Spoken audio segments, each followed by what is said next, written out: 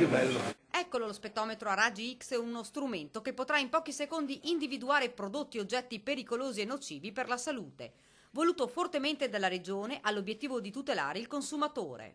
In 30 secondi siamo in grado di verificare se ci sono dei materiali nocivi alla salute. Credo sia un passo in avanti nella contraffazione e quindi nel controllo, non solamente nel momento in cui si sequestra, ma anche, secondo me, in termini preventivi. Pochi giorni e il nuovo dispositivo prenderà il via. Per ora ad utilizzare lo spettometro sarà la Camera di Commercio di Venezia, ma, spiega Manzato, verrà dato anche alle forze dell'ordine qualora lo richiedessero. Una vera e propria macchina antitarocco che passerà al setaccio categorie sensibili di prodotti come abbigliamento e accessori, articoli per la casa, l'ufficio, la scuola ed ancora cosmetici e giocattoli. Sarà in pratica in grado di rilevare elementi dannosi alla salute come il bromo, il cromo, il mercurio, il cadmio e il piombo.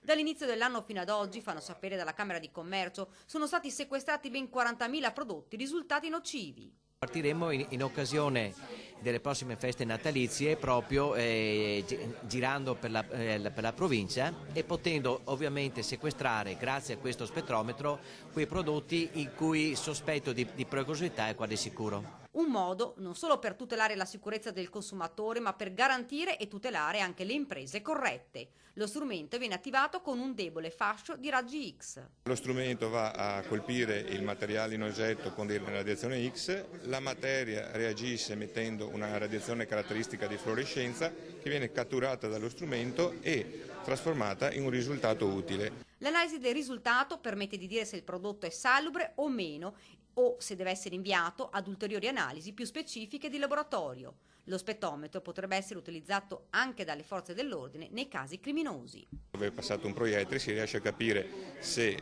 lo sparo è avvenuto a contatto ad esempio con il vestito, quindi se si tratta di suicidio, ovvero se è avvenuto, da che distanza è avvenuto e con che tipo di proiettile è avvenuto.